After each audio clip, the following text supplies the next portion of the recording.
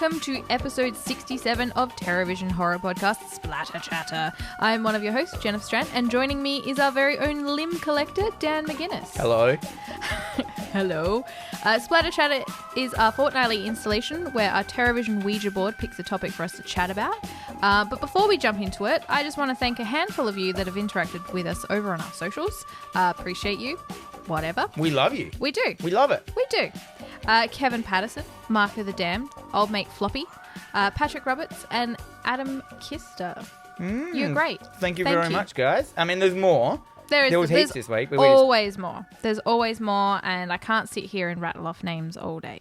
And if you do, we mentioned the TerrorVision Ouija board. We actually have stickers with the TerrorVision Ouija board on it. We do. You can get them from Greenlight Comics. Yep. And if you know where I work, from me. Yeah, and if you buy a T-shirt from Greenlight Comics, you get one free with it as well. Or you can just come in and get one for free. Exactly. But buy a shirt.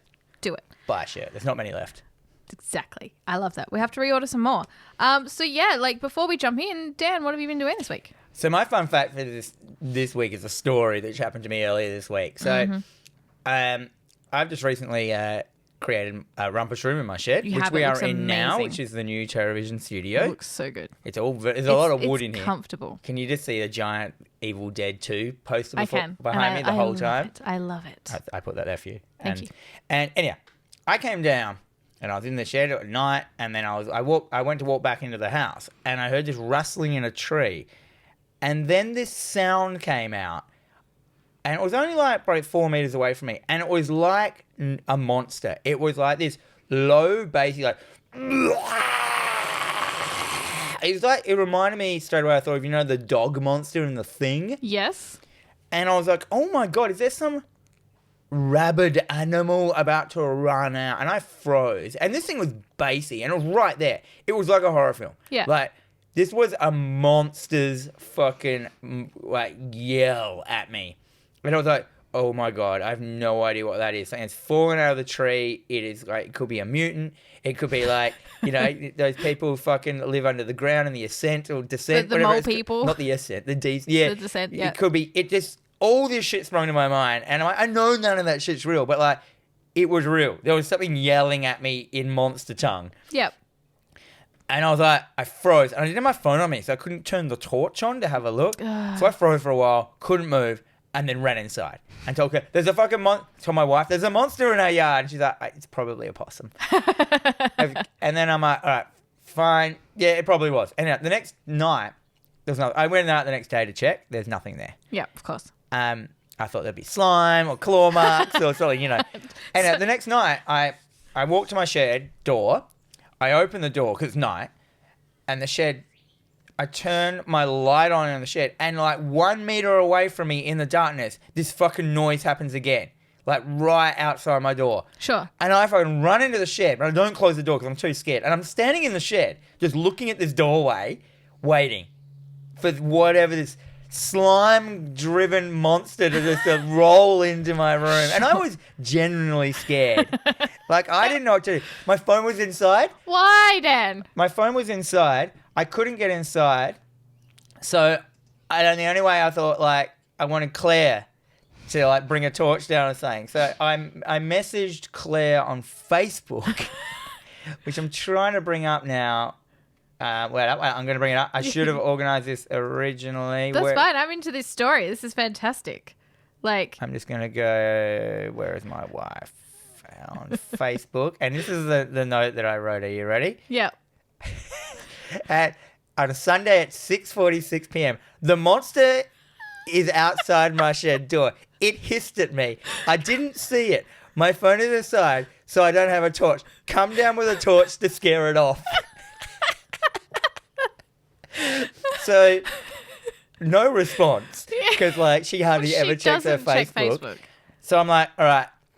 I'm still in the room. And I'm like, I gotta fucking... the door's open. I have to close the door. So whatever it is... At first I thought it just could be a rabid dog or something. So I go over to the door, and because it's wide open, I reach out to grab the door, and there's a fence right near my door. And there's just a little tiny possum sitting on the fence that just looked at it. I looked at it and it just goes... at me.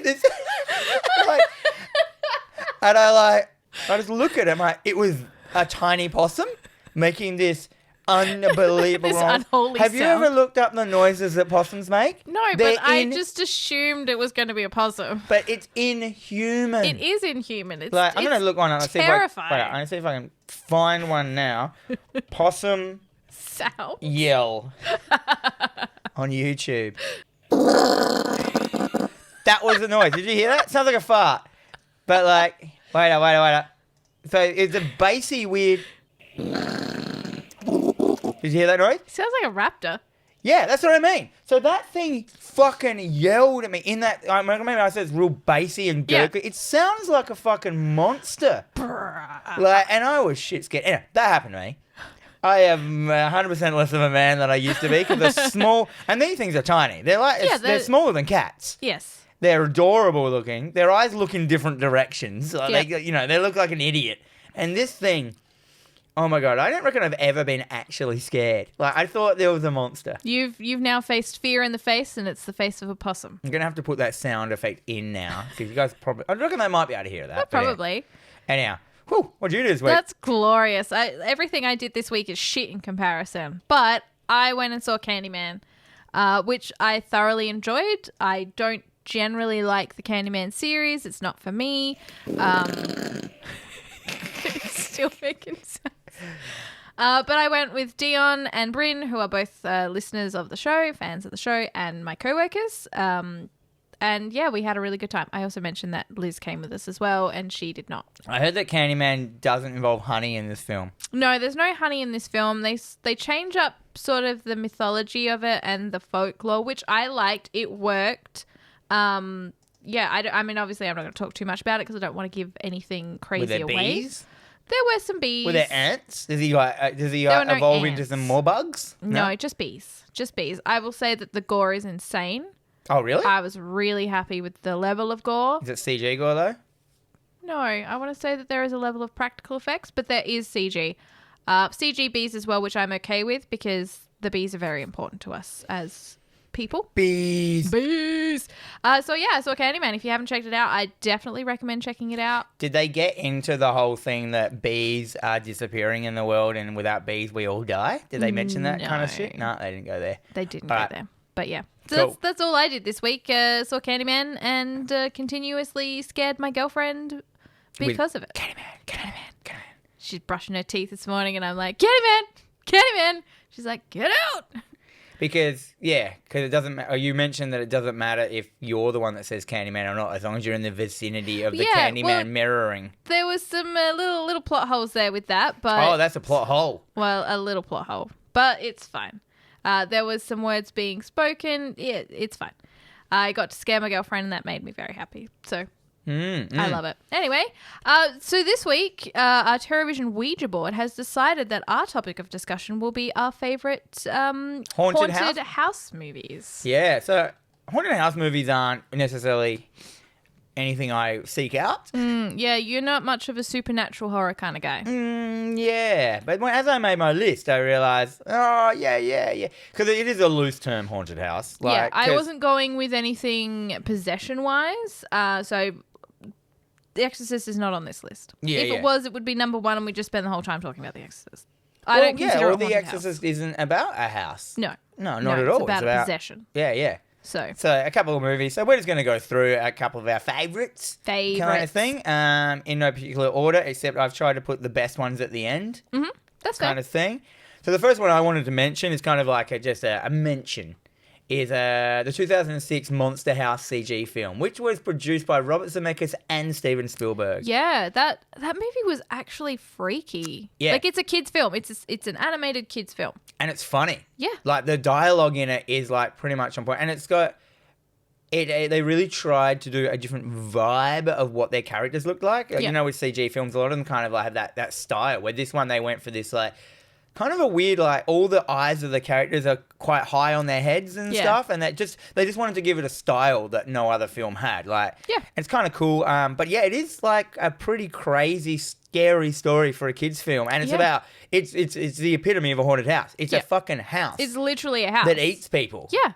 with lots of comedy, and they've got like, you know, the older sister comes in and, you know, helps them out. She's a good kind of like that cool kind of, you know, rebel teeny gothy girl and stuff. And the boyfriend who's like this jock who ends up being like a little gay. Yeah. Which is fantastic. And yeah, it's about these two kids. It's got a very like Stranger Things sense to it. It's like these kids like, you know, that work out their house is killing people and stuff, and it eats you by like, you know, the door is the mouth, the windows is the eyes, and the rug, like the whole runner rug is its tongue, which like lashes out and pulls you into it and shit. And this is a surprisingly good film. Like, yeah, look, it's definitely on my list of rewatch films because I haven't watched it since maybe 2006? Probably since about 2006. I remember seeing it at the cinema because I'm pretty certain I was working at the cinema at the time. But it's one of those films that even though I've seen it once, it's kind of stuck. Like, but don't get us wrong, it's not the best film. No. Like, but it's not anywhere near the worst film. You know what I mean? Like, it's a good... why wasn't it on our gateway horror? We did talk about it. We did briefly. We just mentioned it? We did briefly touch on it. Maybe we should do it for an episode later on. I think it might be... Ooh, a kids horror. Yeah. A kids horror. Oh, that still counts as horror. But yeah, y'all it's hard to talk heaps about it and stuff like that, and like to wank on about it because it is just a CG film. So, you know, with CG films, you can create perfect shots. There's no like, you know what I mean? Like, it's all like in post. So you just like, we'll move it this way and that. But what CG films do have is like, if you've got a great fucking voice actors and actors doing that shit, which they kind of did, like it all seemed really funny. Yeah. Like, and it had some like, you know, some teen humor in there. I like a teen humor. Teen humor. Yeah, I think it's going to go on the list of something that we're going to check out for an episode. Cool. So I had, again, my list is in no particular order. I've got The Conjuring. Oh, yeah. 2013, James Wan. It's about the Perrin family in 1978, I want to say. That's the year I was born. 78, maybe 74. I can't remember. Doesn't really matter. They moved... Wait, is that set in that year? Yeah, the 70s. The Conjuring? The Conjuring. Is the first one, yeah. Oh, okay. Yeah, there's a timeline. Yeah, there are so many Conjuring films and stuff that I'm going to talk about them with you right now, but I'm going to get them all wrong because I don't know what order they go in. I don't know what bits from films. Someone shut up. That is absolutely fine. I'm going to say it's 1974 because I think the second Conjuring film was around 1978. And yeah, anyway, still doesn't matter. So it's about this family, the Perrin family. They move into like their dream home. They've obviously sunk all their savings into it. It's big family of like 6 girls, parents. 6 girls. It's too many children. You gotta deal it to you. Wrap it before you tap it. Yeah. That's all I'm going to say. Weird shit starts happening in the house. Of course, they call in Ed and Lorraine Warren, who are, as we all know, are famous like demonologists. The experts. And of course, you know, I'm very partial to Vera, who plays Lorraine. So anything she's in, why not? It is basically, yeah. It's like So it's based on a true story. Obviously, a lot of, you know, artistic. It's based on a true story as true as my possum story was. Like a bunch of idiots that like thought something wrong in real life. This film was really good. I feel that it started to bring back, because obviously they had the Insidious films that sort of came about around that time. So this kind of film sort of kickstarted more of a getting back into like that kind of horror genre rather than the slashers that we were seeing in the they did really good. Like this group, the Conjuring gang, whatever it is, they really brought this genre back to horror, which was if anything that the Conjuring films have done is that before that, like the whole like, you know, the haunted stuff, houses and stuff like that, and possession-y, ghosty, whatever it is, was kind of like just fizzled out. Like no one even tried to like beat The Exorcist or Poltergeist or anything like that. No, because a lot of what everyone was doing back then, in the early 2000s at least, was to just go as hard with the torture porn as possible. Torture porn, and there was also the slashy. The slew of remakes that we got. Yeah, remakes and stuff like that. They were trying to reboot all that. So yeah, The Conjuring is definitely high on my list. It's got a lot of really cool creepy vibes, creepy scares. You've got the experts come in. You've got the family in peril. It's sort of... So good. basically it's just fantastic. Poltergeist. Yeah, it kind of really is, but it ends up with like someone being And all the possessed. Conjuring films are all filmed on that weird film stock. Yeah. They've all got that green tinge. It's like they all just filmed it within the Matrix. Yeah, it feels kind of really grainy as well, so it sort of gives you that sense of maybe I'm watching a film from that time. The grain was like a kind of trying to cover the fact that they were working with digital cameras, like they're not film cameras, and so they were overcompensating. Quite possibly. Because that green tinge is a very digital kind of look and stuff like that. But I still don't mind it, that kind of thing. If you don't use it the right way, a digital film can look real bad. Yeah. Avatar. Yeah. Oh, don't. I'm not allowed to talk about Avatar. This looks like you shot it on a handy cam. Oh my God, I'm not allowed to talk about Avatar. Too many frames. Too many frames. You have to take some of those frames out. That's what film is. It's like a soft, like lacquer frame look. Old lac frame. Or old lacquer frame. But yeah, check out The Conjuring. I really enjoy that one. It's got a nice lot of little scares to it. James Wan is really hard on his soundtrack though, and I feel that takes out. He relies on it so heavily for a lot of the setup and scares which I mean, don't get me wrong, all films do, but he just goes that one step further. Like I saw the latest one, The Devil Made Me Do It, in the cinema. The Devil Made Me Do It. with Brit, and it was so loud that I sat there and I'm like, this isn't like scary. This is just hurting my old lady ears. Stop it. But yeah, definitely recommend doing that one. What's next on your list, Dan? I'm going to quickly mention this one because we've talked about this a little bit. Beetlejuice. Beetlejuice. So Beetlejuice is a haunted house film. It is. But with a twist, as we just talked about it recently. But for those who don't know what Beetlejuice is about, whoever the fuck you are. Go listen to the episode that we did on the Beetlejuice. Yeah, it basically, it's a haunted house film from the perspective of the ghosts. Yeah. Which I can't think of another film that's done that. Not offhand. I'm sure there are many of them out there, and I'm sure Dave Watson's going to tell us some. Do it, Dave. Tell us, Dave. Yeah, I just like Beetlejuice is Beetlejuice. Like fucking super good practical effects, stop motion animation, Keaton, Beetlejuice, everything. I don't have to go on about it because we already did an hour on it just recently. But it's just such a good haunted house film. Like it's such a weird one as well. Like they're ghosts trapped in the house, like, and they are haunting it. They're trying to get people out, and I'm like, such a good idea. Do you remember there was that video game on the Mega Drive, Sega Mega Drive, called The Haunting? No. Starring, and the full name of it was called The Haunting, starring Poltergeist, who was a ghost that wore a leather jacket, and you played a ghost. And you had it was isometric of a house and had all the furniture in there and everything, which was cool back then. And basically, you were in this house as the ghost, and a family was coming in to look at it to buy it, and you had to go to the room so they couldn't see you. And you possessed objects, and if they walked near them, it would scare them. And then the idea was to scare them so much that it made them run out of the room. And once they ran out of the room, you got a certain amount of slime power to re-put stuff into the other things to make it haunted. Yeah, right. Such a good game. Like, it was so good. I owned it for years. It's like, yeah. So that's another one. Yeah, okay.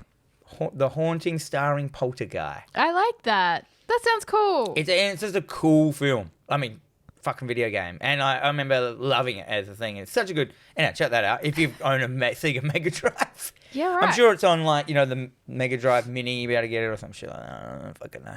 What's your next film? Anyway, yeah. I've picked out Amityville Horror.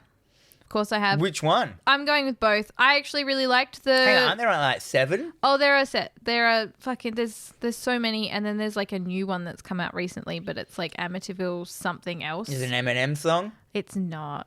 Yeah, it is. Really? Yeah, he sings about the Amityville. Oh, gross. I don't listen. It's on his first album, the Marshall Mathers LP. Sure. Sure. Amityville, based on a true story. Once again, based on a true story. Hard air quotes there. Well, no. How can any of these horror movies be based on a true story when horror isn't real?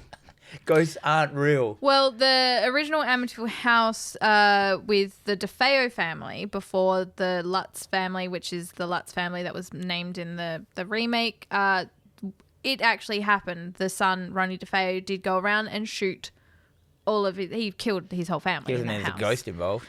No, but, in court, that was the whole "the devil made me do it" kind of deal. And then the next family come in. They, again, very much like the Conjuring, they sink their life savings into what they think is going to be the perfect house, and then it turns out the house is haunted, you know, that kind of thing. So the father, he starts to decline. Well, that's what happened in real life. The house was haunted. That's not real.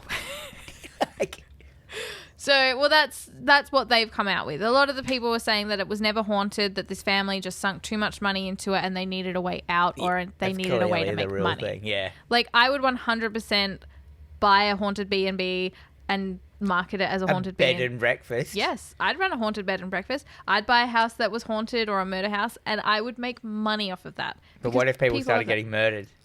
That's not my problem. You signed a waiver. A waiver. Yeah. You will not be murdered by... If you are murdered, we do not hold responsibility. I'm pretty sure that doesn't hold up in court. I don't know. I'll check with my lawyer. Check with your ghost lawyer? My ghost lawyer, yeah. Lawyer. Cool. It's basically this whole film is this family that's moved into this house. All these horrible things have happened previously, and the father starts to become kind of obsessed and separate from the family, and until it figures out that like whatever entity is in the house is possessing him, to who's then going to go off and kill his family, very much like Ronnie DeFeo did before the house was sold. Old Ronald. But yeah, like I say, I really like the 1978 version with the Brolin, Josh Brolin. Yeah, the Brolin. Not the hunky one. Not the Brolinator. Not the Mad Titan Brolin. And I think Margot Kidder or possibly someone. Oh, don't ask me some about ladies in names it. I've obviously seen the remake more, which has Melissa George, Ryan Reynolds, just because, I don't know, that was probably the first one that I saw. But yeah. Why not? I'm going to move around in my list now. I'm going to talk about Houseu. So Houseu, we've done this lightly. We are in our early days of like TerrorVision, when we just lightly went over a film, we spoiler cast it. We went over like a watch list, a weekly watch list. Houseu or Houseu, Housu. Houseu. Japanese, 1977. So this might be our earliest. Wait, is this our earliest one? Quite possibly, yeah. Yeah. So this is crazy, this film. Oh my god, yes. It is like basically high concept Japanese art film. Yeah.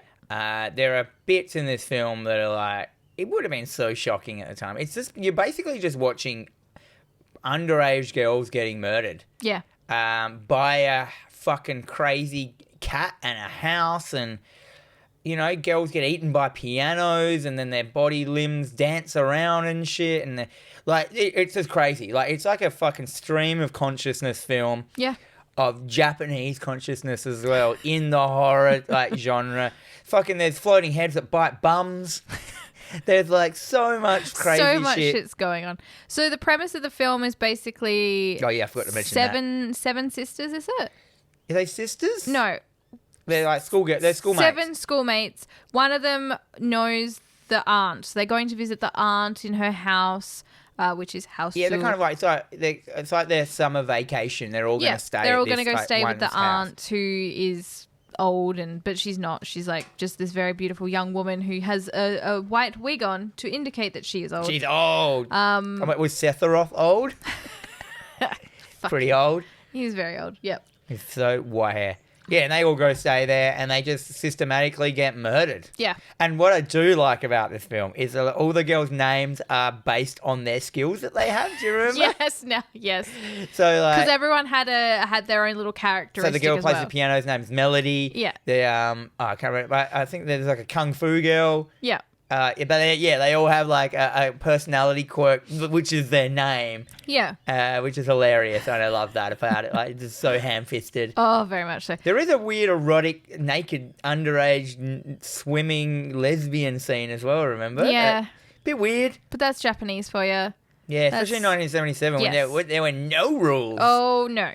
There is the cat though. The cat is what makes this film the thing that everyone remembers. If you look up Houseu posters on Google. There is the best poster art for this film. Like, people just go ham on this film. They're still doing posters for it today. One of my t-shirt companies, they've been teasing a Japanese bundle, and Houseu is one of them. So one of the first things that popped up on the Instagram story was the cat, and I'm like, you fucking bastards, get on my body right now. Yeah. We actually used the cat as one of our advertising for our early TerrorVision stickers as well. Which I still have some. I mean, you've got this, like, as I said, these, like, visceral, high-concept scenes that any scene in this film you can make a fucking crazy post for. Every kill scene in it is so interesting and weird. Like, compared to the film we watched last week, like fucking terror train wreck.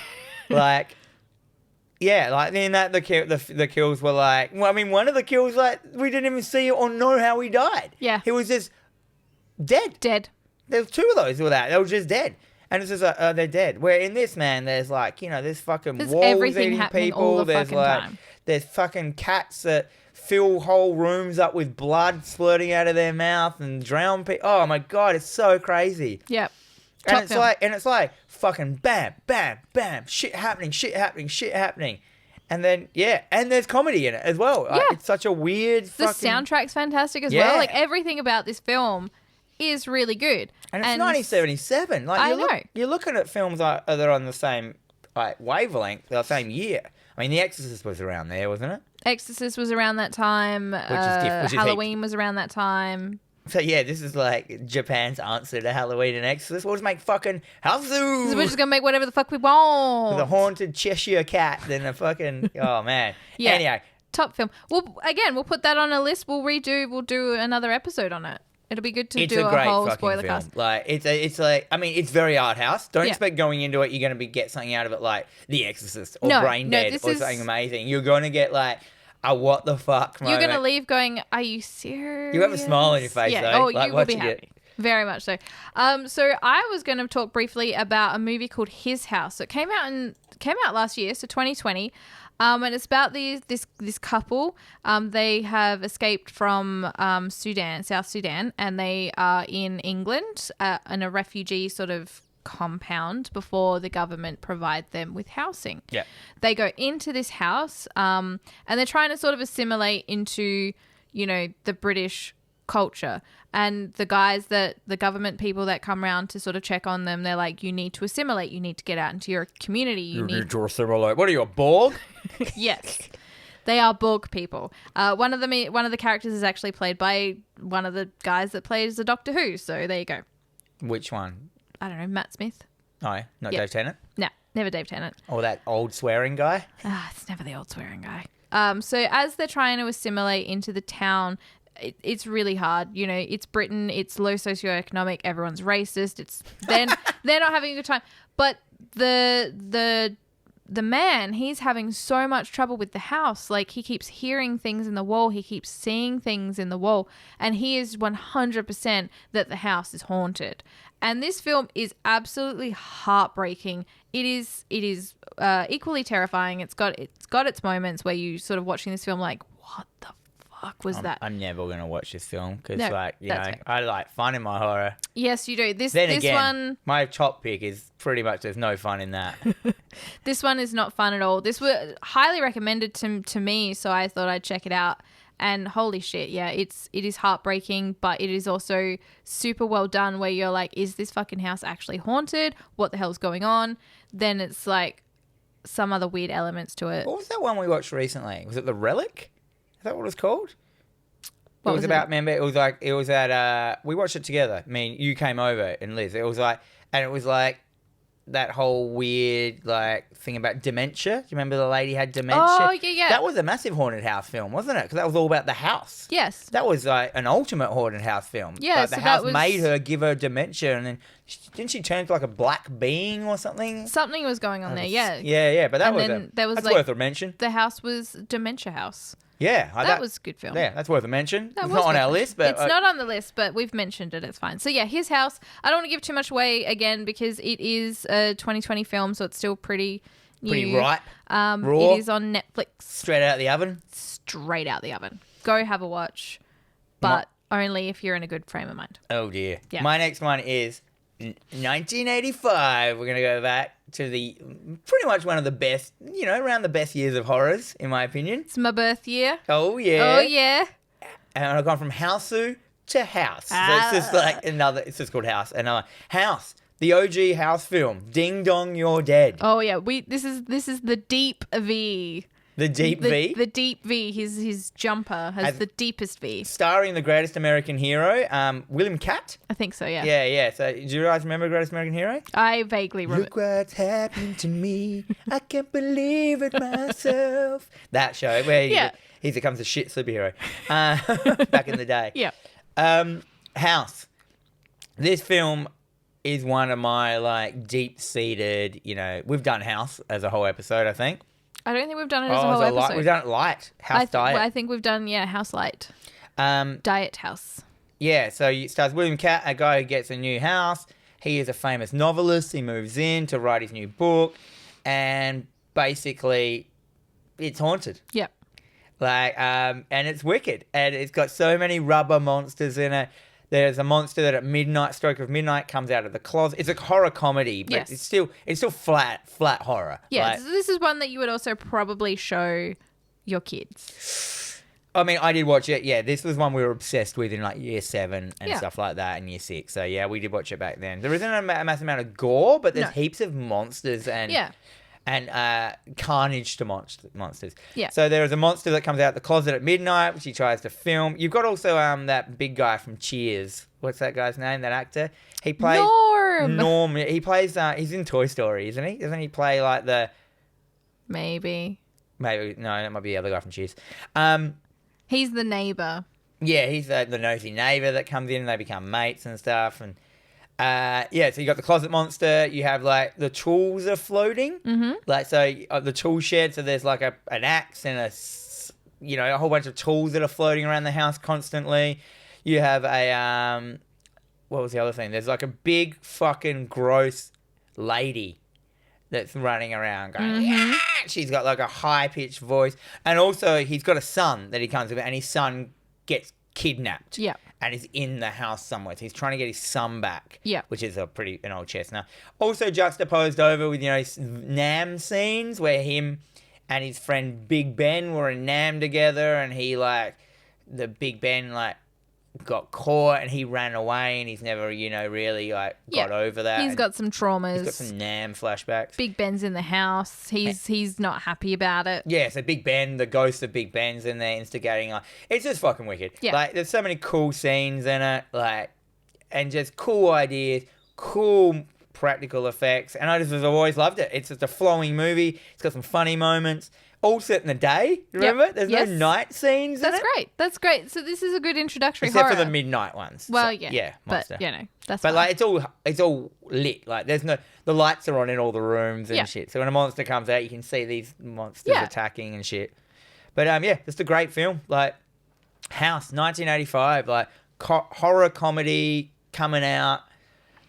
You still get to see, he chops people up and shit, into bits with the axe, and it's got some good soundtrack. You remember that? I remember the soundtrack. Cracking songs that use hits in it. Some bangers. Bangers, motherfuckers, some bops. Apparently it slaps. Bops and slaps. Anyhow, that's it, House. House. Yes, that's a good one. So I also picked House on Haunted Hill from 1999. This is part of the Dark Castle series that they were releasing around that time. Dark Castle. Trying to recreate William Castle's original films. What were the other ones that they redid around 13 that time? Ghost Ship. Oh, right. Yeah. They were part of the Dark Castle, which I really like. They should have kept going, I think. Maybe the money wasn't there. So it's basically a remake of a 1960s film, House on Haunted Hill. Jeffrey Rush is in it. Isn't there a TV show of it now, but they've mixed the words up again? It's like House Hill. So Haunting of Hill House? Yeah. So The Haunting was originally, which is not this, was based on a Shirley Jackson novel. The Haunting of Hill House, which they did a terrible 1999 film called The Haunting, which had Lily Taylor, Catherine Zeta-Jones, and Owen Wilson, which was awful. We totally left this off the list on purpose. Yes. That one. The original Haunting movie that they did back in the 60s is really good. It's terrifying. You got to check it out. So the TV series is based on that, not on this, which the TV series, if you haven't watched the first series, the first season. It's so good. Definitely recommend checking that out. Second one is good, but it's more of a gothic romance horror. I tried to watch it, but I had come off of the best horror movie ever, which is my top pick in this. Yeah. And it just didn't match up, and I think it was just unfortunate at the time. Do you know what I mean? So check out the TV series. It's on Netflix right now. But yeah, so The House on Haunted Hill is Jeffrey Rush. He's basically playing Vincent Price, who was in the original film, and he has set up a party for his wife, who was an absolute brat, played by Famke Janssen. And so he's, she sends him through the guest list for the night. He's like, yeah, I've got guest list right here. The house somehow breaks into the computer and changes the guest list. All these rando people rock up to the house for this party. They all go in, they get shut in, and then we find out why. But it's kind of cool there. Because, like, I remember I loved this film when I watched it so many times. Yeah. Like, because the Vincent Price character, he set up this night as kind of a joke to get back at his wife kind of thing. And it's set up in this house, which used to be an old mental institution and they've got like machines that, and they have that visual machine that, where the old guy, his theory was what would turn a sane person insane would turn an insane person sane. Yeah. And all this stuff. So you've got this element of like, none of it's real because he set it all up, but then shit's happening that is real haunted. Yeah. And it's just a well thought out good horror film. Like you just like, oh, this is so people they're trying to good horror in it because he's the guy that runs the amusement park. So horror and scares is your life. Yeah, because it opens with that elevator ride where you're going up to the ride, but the ride is the elevator going up to the ride. And it's a fake elevator fall with like a digital screen at the bottom. Yeah. Yeah. So they're like, oh, okay, so this is all bullshit, but it's not bullshit, but this part's bullshit, but it's not bullshit, but this is, but that isn't. What's real? But what's there's so much happening. And I can't for the life of me remember his name right now, but the guy from The Reanimator's in it. Yeah, what's his name? Like the Herbert West character. It's Herbert West. Pretty much, but a little bit more insane. He's in it. He plays Dr. Vanaken. He plays like the flashbacks to like the original guy that owned the mental institution. Yeah, which is also really cool. It's got a great soundtrack. So this is also at the point where they started putting a lot of new metal into it. Cool music. This is the opening... not new metal, N-U metal. New metal. New metal. So this is like Marilyn Manson doing his version of Sweet Dreams. I still remember that. The fucking... Sweet Dreams. Yeah. This is a great film. Man, I want to watch this today. I'm going to make Liz watch it. Why didn't we do it for one of our ones? We should. Write that down. We definitely should. Write that down. Yep. So 1999. It hadn't broke. It's still in the fucking you could have the 90s. Some of the most glorified years at the moment. Mm-hmm. I remember when I was in the 90s. Remember every kid loved the 70s. Yes. Yeah, and shit like that. Like, in high school, all my friends were like, man, I fucking love Janis Joplin. But it all comes full circle because I remember being in high school and the 70s came back in a big way for a little while there. And then the 80s sort of... Yeah, I think the 80s are around now. The 80s to me are still my fucking glory year. So to me, the 80s are the best. Yeah. But that's because I grew up in a certain time period. I'm fucking Ready Player One. And that's fine, but I don't push the 80s on anyone else. No. Unless you come into this room. This room is amazing. Living your best life in this fucking room. I love it. Yeah, man. I bought an $1,100 tool fucking bench the other day. That's got nothing to do with the 80s. It's got everything to do with the fact that you are now in your 40s and a super organized person. Oh, yep. I love it. But yeah, so... What were we talking about? House on Haunted Hill. Great film. 99. Got to check it out. We're going to put it on the list. We're going to do it for an episode as well. So my next one, I'm going to break straight into the fucking hard hitters now. Oh. I've skipped a couple because I've realised. I'm going to mention one that I've got to skip. I put it The Sixth Sense on my... this is not my pick, but The Sixth Sense... many people consider it a haunted house movie, but I think it is a haunted house film. It involves a kid, and in the house, he constantly sees ghosts that are attached to the house kind of thing. His power is that he can just see ghosts. We all know that it's nothing to do with the twist or anything. It's just a haunted house film, but it often never gets thought as a haunted house film because everyone goes, twist. But anyhow. Look, I put it under the umbrella. Like, he's everywhere he is, there is a ghost. So, yeah, technically. Yeah, and it's like a lot of them are in. And there's some really fucking shocking, good ghost scenes in it. There's some pretty good because that was also 99. So yeah, there's a lot of really cool stuff to it. It was pretty sinister and creepy, and yeah. Tony Collette. But the one I want to talk about now, it's obviously one of the fucking hard hitters, is Poltergeist, 1982. Fuck yeah. This film is fucking... Have we done this film? We have done this film, yeah. This film is so good. Mm-hmm. Like, and not only is it a good horror, every part of its craft is stellar. Yeah. Like, it's... From the opening of it, you get introduced to this family in the suburbia of America. You know that idyllic suburbia? The shit where you see the kids riding down the street on their bikes.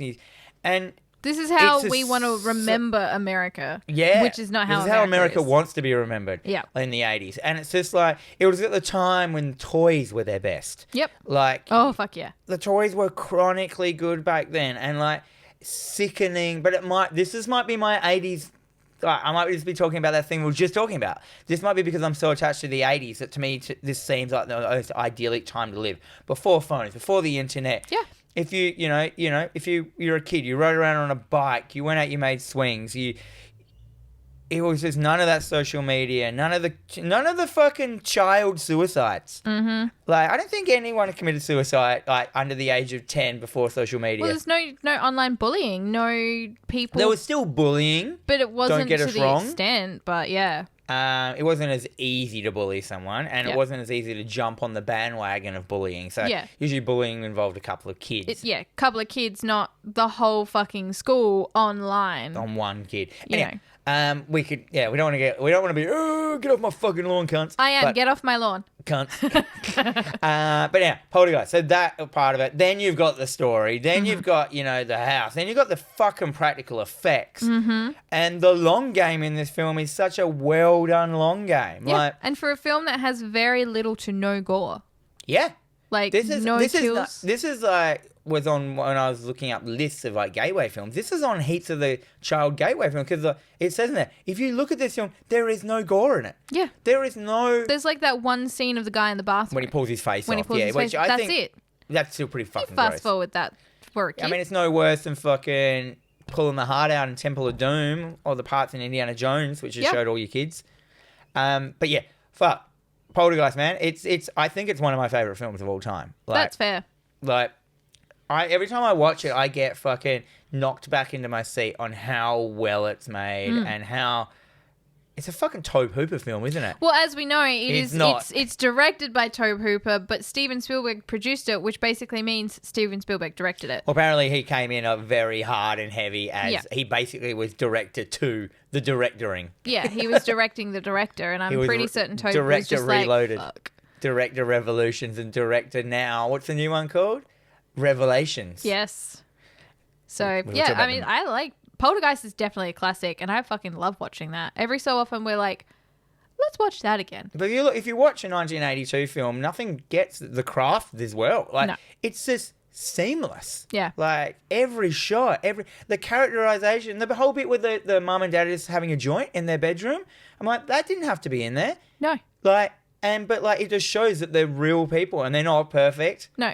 They have they had a life once they were young. They used to smoke the weed in the 70s, and they still enjoy like a weed every now and then. Why not? Yeah, well, it is because that's just what families do. Like, who knows what your parents did while you're in the... Yeah, I wonder what my parents... I don't think my parents did anything. I don't know how. You don't ask. Your mum might be like, oh, yeah, we used to like snort lines off of toilets. Ooh. I don't know what your mum did.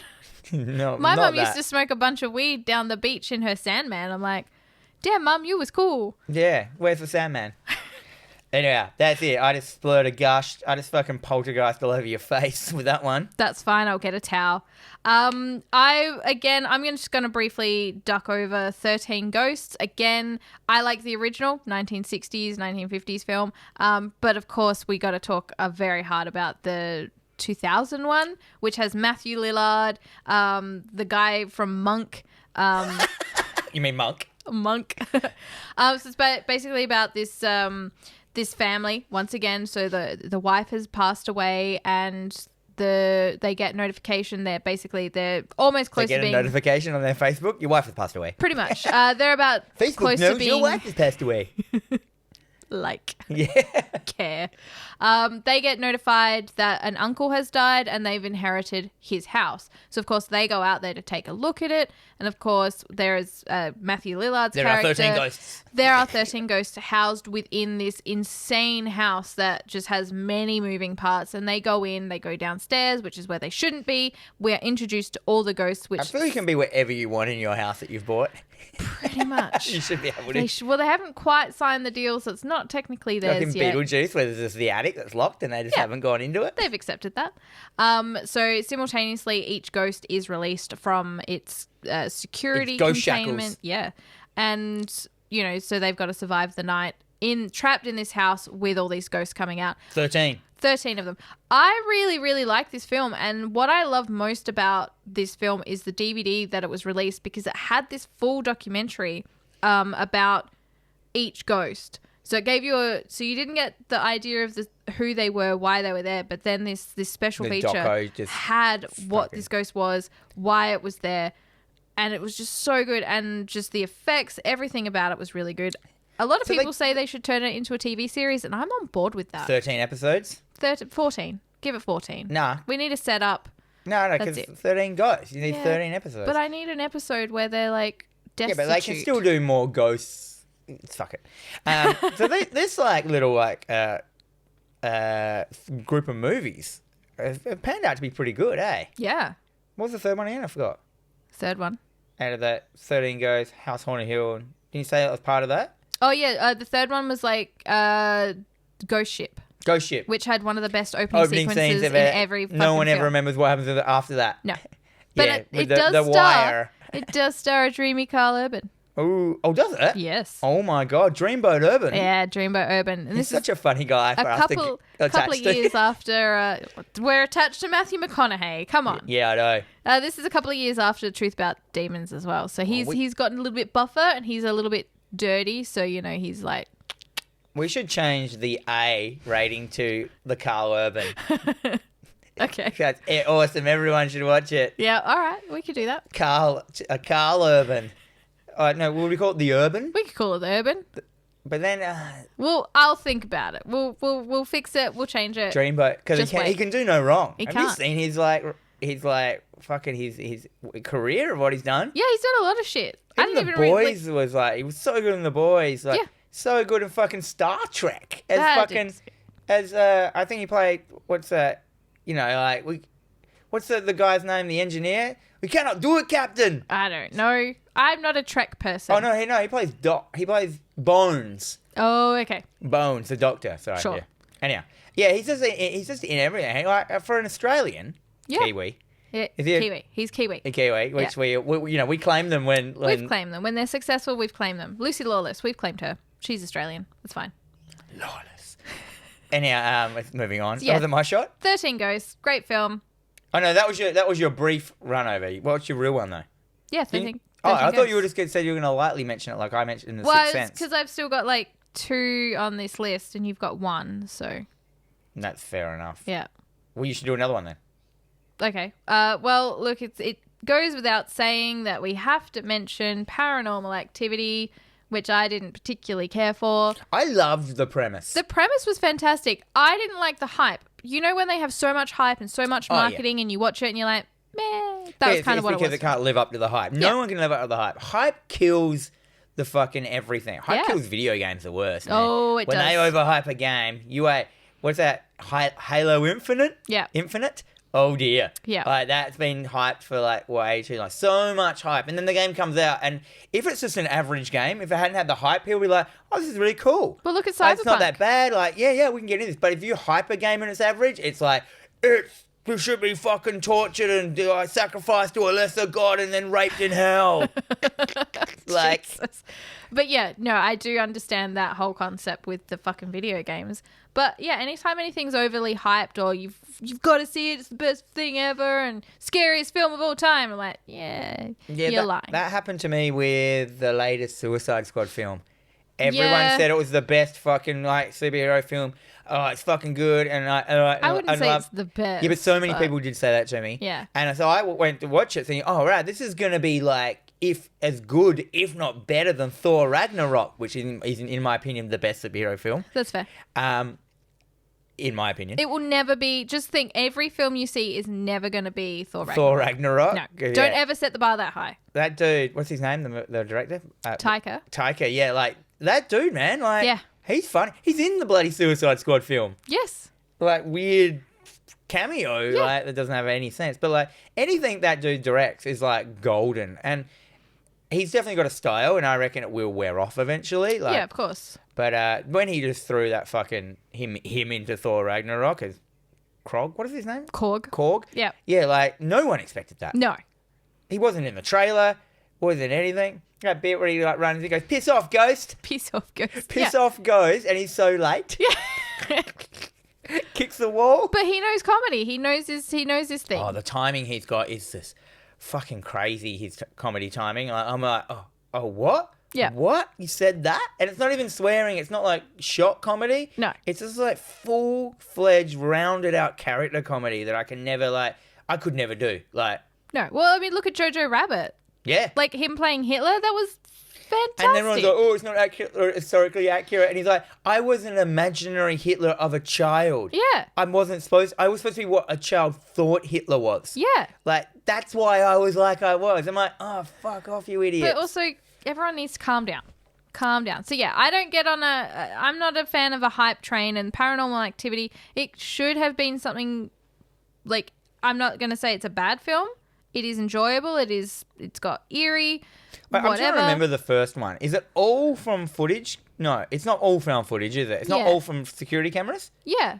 The whole film, or is it just bits of the film? Pretty much, I think I'm going to say at least 95, because it's been a while since I've watched it. It's going to be at least 95% is found footage, because it's the security cameras, and the guy is literally filming everything, and she's pissed off the whole time that everything is being filmed. Yeah, I remember being massively disappointed in it when I went to go see the pictures, just because I felt there were so many opportunities they had to do subtle horror in it, like little things that if you didn't see it, it doesn't matter to the story, but they were in there. Yeah. Like, have a thing standing in the background, have a, you know what I mean? Like in the footage when you're watching, and you're watching it, like, with the bit where they fast forward, they go through the night footage. Yep.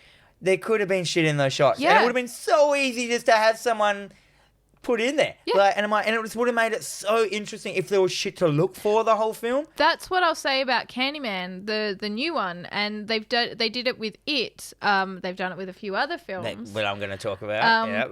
But that's the kind of shit that you look for. Like, in Candyman, there's all these scenes where you're looking around, and like if you look close enough in a mirror, you can see him. You look... in It, if you can catch these scenes where it's like, okay, there, fuck, there. Man, I saw Space Jam 2 the other day, and Pennywise is in that. There you go. Like, Pennywise is everywhere.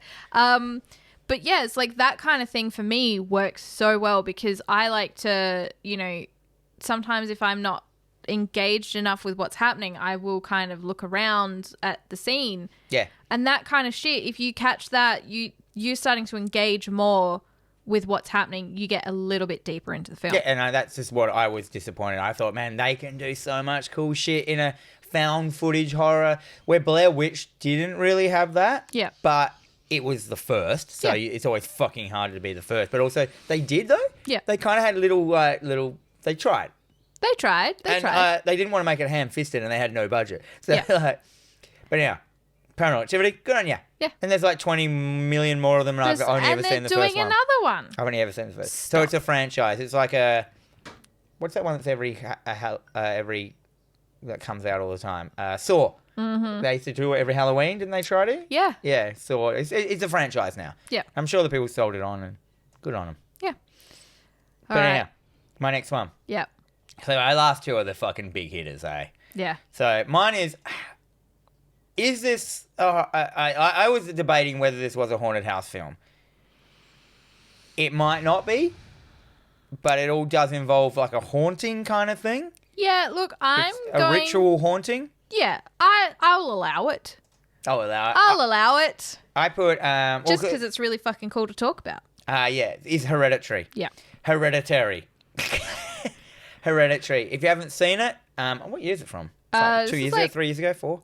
2019. Yeah. This film is hard-hitting, fucking crazy, high-concept horror. It's A24. It's Ari Aster. It has some of the most shocking scenes you'll ever see. As a person who doesn't like gore porn, this film has scenes in it that I was like, fuck.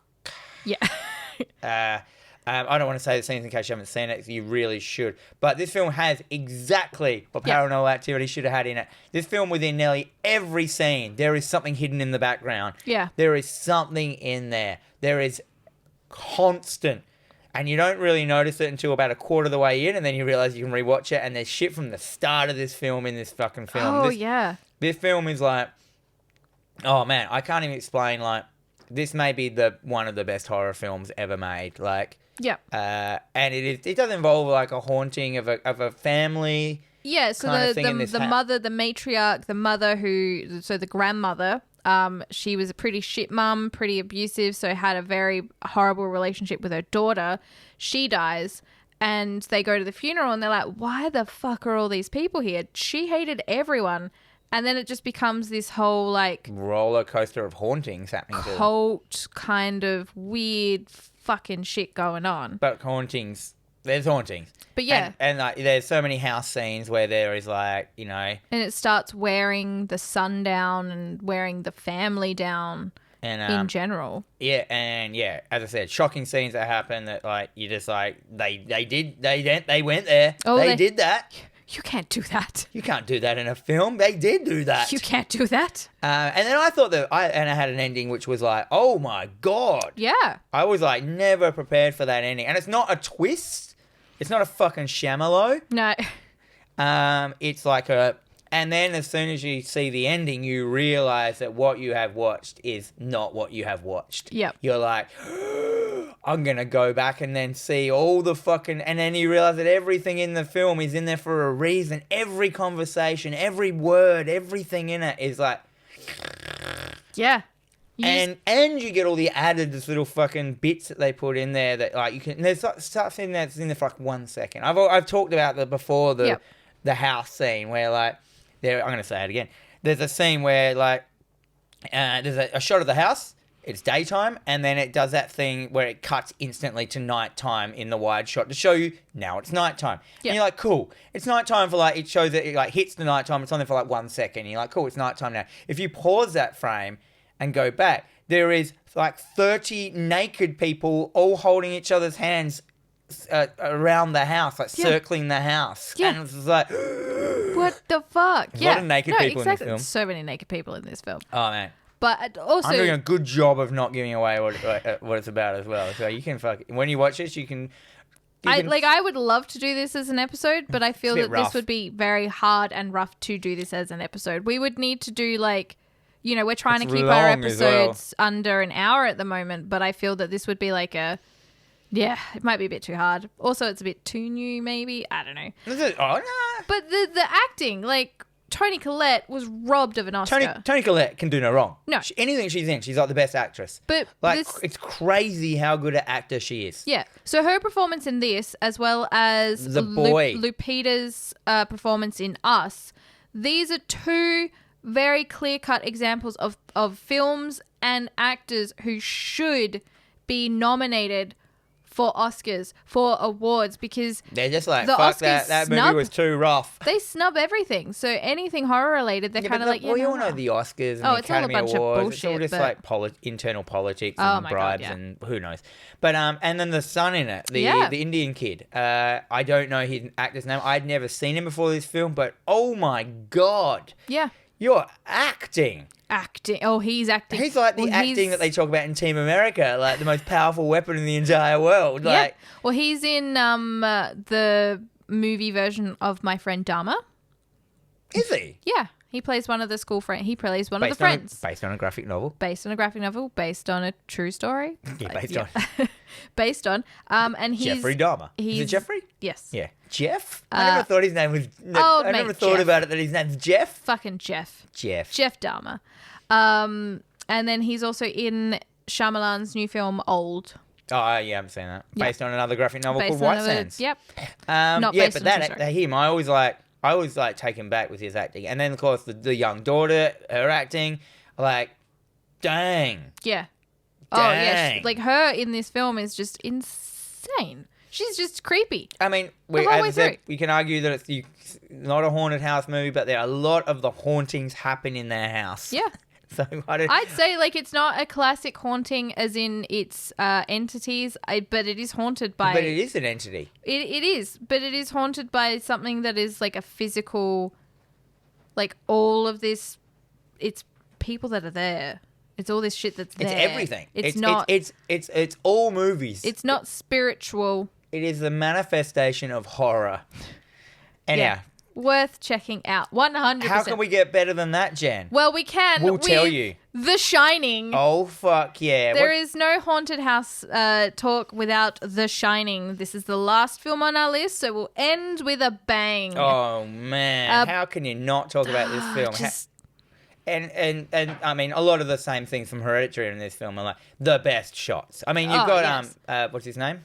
So you've got Kubrick directing, and Why couldn't I remember his name? I don't know. And you know him. He's all about the art. He's all about the 300 the shot man. Yeah, he goes 100%. like, we will shoot this shot of ours 300 times to get the right shot. No more, no less. But yeah, so you can imagine like fucking the shots in this film are chronic. You know, and the small little attention to detail that this film has as well. Like, yeah, it might not have to the extent where there are things hiding in the shadows. I feel that if it was remade today, they would probably they did do that. What was that fucking what thing called? Oh my god, the sequel.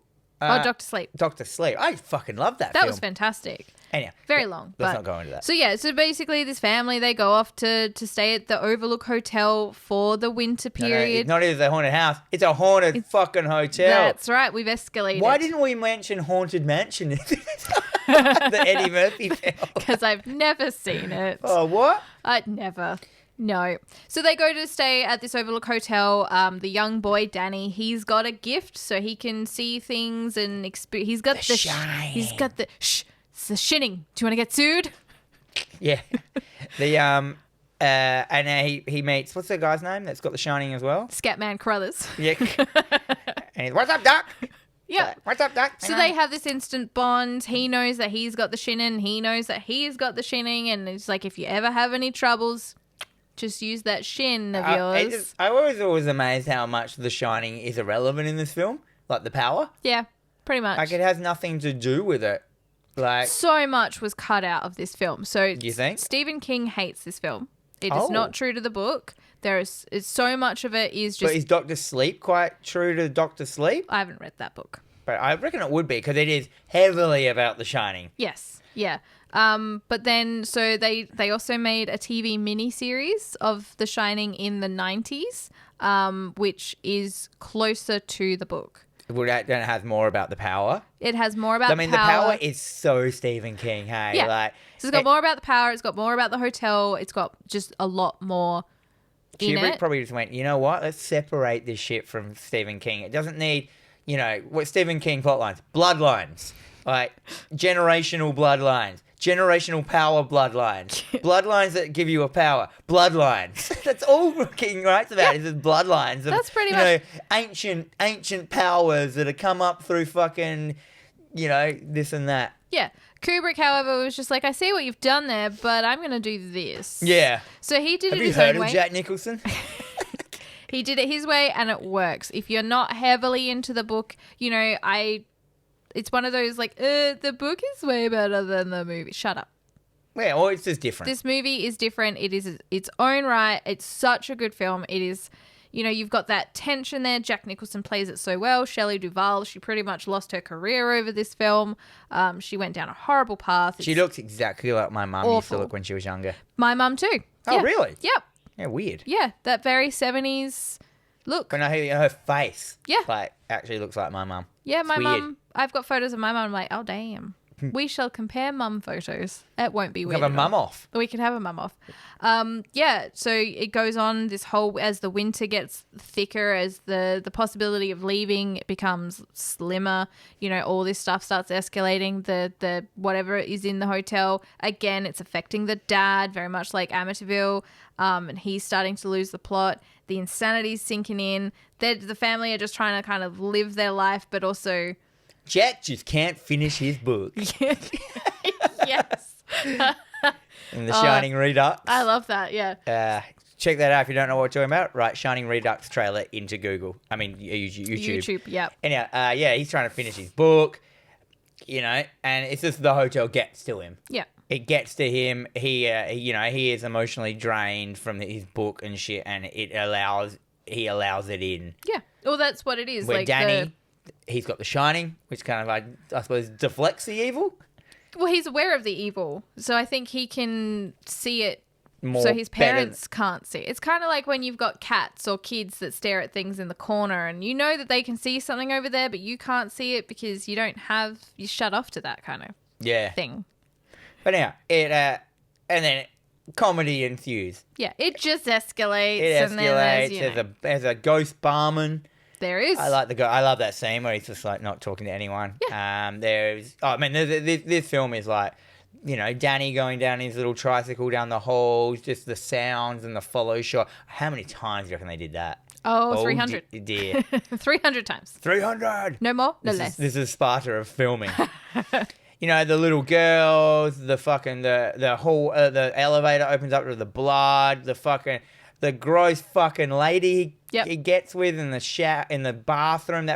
Oh man, the teal bathroom that she's in, like that That's old. very 70s. Yeah, very 70s. There's like carpet in the bathroom. That bathroom carpet. Yuck. Carpet bathroom. Gross. You remember when kitchens had carpet? Yep. Oh, that's showing. That's some a wrong move, that motherfucker. Terrible. You got to replace that every 6 weeks. Shining, great film. I mean, I don't think I know of anyone who likes horror and hasn't watched The Shining.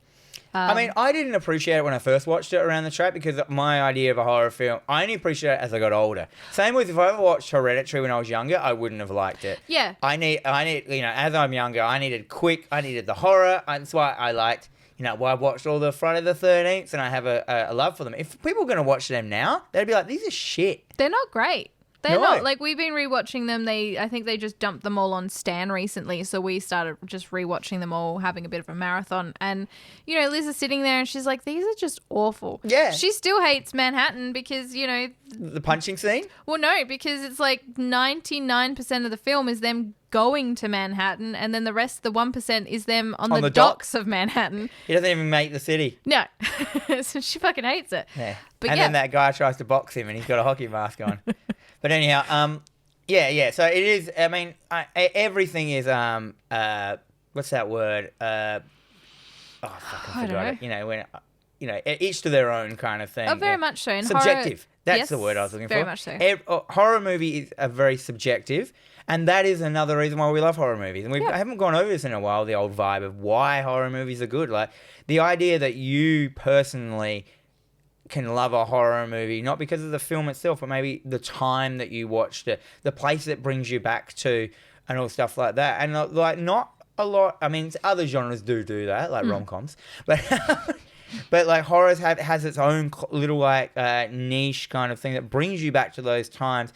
The fun of it, the times of being scared when you were younger. You're not scared anymore when you're watching it, but you remember those times, and it makes you love the film. And it doesn't necessarily mean it's a good film. It just means that was the right time for you to watch that film. And I love horror because of that reason. Yeah, exactly. Like, everything's changed. And again, like you say, you know, you'd watch something when you were younger and, you know, you'd get into the horror genre and you'd be like, oh yeah, fucking, this isn't horror. And you'd start to be like, oh no, you're that guy. But then as you get older, you appreciate the genre on a greater sort of plane. You can sort of learn to understand and, you know, oh, okay, well, I really like a slasher, but these ones they have their place for me. They've got their place in the genre. Just because you don't like it and I love it, that's completely fine. Like, and that's why everyone comes together and you can sort of like start swapping, trading stories about horror films. Yeah. Which I love. It's awesome, and you always can come back to the kills. Yeah. In the end, it's always the kills. It's all about this right in the eye. Kills. Yeah, and well, you know what? If you've got a haunted house film that you like, tell us about in the comments. I hate saying shit like that, but I actually do want to know more of the people, because I know there's some other ones out there that we haven't mentioned. With our vampire episode, we had so many people telling us all their vampire, and we missed so many films because there's just so many films to go through and talk about. We've only got an hour to talk about them as well. Exactly. So we can usually, we went over like, what is it, 12 films then? Yeah. And they're all right. I guess they're okay, So, yeah. So that's where we'll leave it. Thanks, guys. You've been listening to TerrorVision Horror Podcast with Dan and Jennifer. We are available on all major podcasting services and also on the YouTube. But no matter where you choose to consume us, please make sure to hit the like button, subscribe, leave a comment or review, and share with all your friends. I just remembered I was supposed to do the outro. That's fine. You was doing your little hands. Keep going. It's fine. You can interact with us on both Facebook and Instagram at TerrorVision Pod. It'll keep you up to date with upcoming episodes, trivia, and of course memes that are definitely 3 years old by now. We also have an email, terrorvisionpod@gmail.com, if you want to contact us that way for any particular reason. And signing off. See you around, dickheads.